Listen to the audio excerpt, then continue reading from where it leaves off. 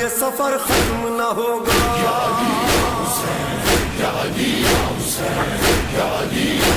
السلام علیکم ناظرین، جہان پوشیدہ نیوز کے ساتھ میں ہوں آپ کا میزبان رؤف خالد. وقت میں موجود ہوں پیٹیاں والا چوک میں.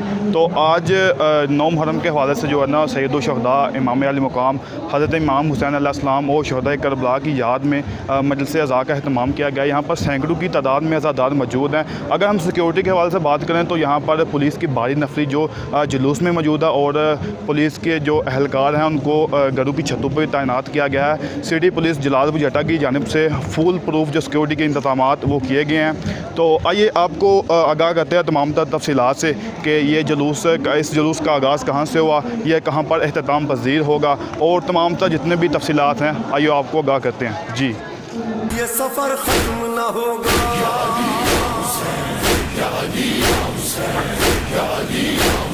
جی ناظرین، آج جہاں پر روایات کو برقرار رکھتے ہوئے شہداء کربلا کی یاد میں مرکزی امام بارگاہ قصر بطول جلال پور جٹا میں مجلس عزا کا اہتمام کیا گیا ہے. مجلس کے اختتام پر عزادار ماتمی جلوس کی شکل میں شبیہ ذوالجلال کے ہمراہ پیٹیاں والا چوک میں پہنچ چکے ہیں، جہاں پر علامہ مشتاق الوی نے ماتمی جلوس سے خطاب کیا اور امام علی مقام حضرت امام حسین علیہ السلام اور شہداء کربلا کی شان میں عقیدت کے پھول نچھاور کیے. جبکہ زنجیر زنی کے بعد یہ جلوس اپنی روایتی راستوں سے گزرتا ہوا سید شبیر حسین شاہ کی رہائش گاہ پر اختتام پذیر ہوگا. سیکیورٹی کے حوالے سے بات کریں تو سٹی پولیس کی جانب سے پنجاب پولیس کے اہلکار ہر حوالے سے چوکس دکھائی دے رہے ہیں، اور اسی کے ساتھ ساتھ پنجاب پولیس کے اہلکاروں کو گھروں کی چھتوں پر بھی تعینات کیا گیا ہے. کسی بھی ہنگامی صورتحال کے پیش نظر پنجاب پولیس کے ساتھ ساتھ یہاں پر ریسکیو 1112 سول انتظامیہ اور ڈاکٹرز کی ٹیم بھی موجود ہیں جو ہر حوالے سے چوکس دکھائی دے رہے ہیں. عزاداروں کے لیے یہاں پر وسیع پیمانے پر لنگر حسینی کے اہتمام کے ساتھ ساتھ جگہ جگہ پر دودھ اور میٹھے پانی کی سبیلیں بھی لگائی جا رہی ہیں. بانیان مجلس نے جہان پوشیدہ نیوز سے گفتگو کرتے ہوئے متعلقہ اداروں کی کارکردگی کو سراہا اور ان کا شکریہ ادا کیا. جبکہ دوسری جانب شہر بھر میں موبائل فون سروس بھی سیکیورٹی خدشات کے باعث معطل رہی. یہ درس کربلا کا ہے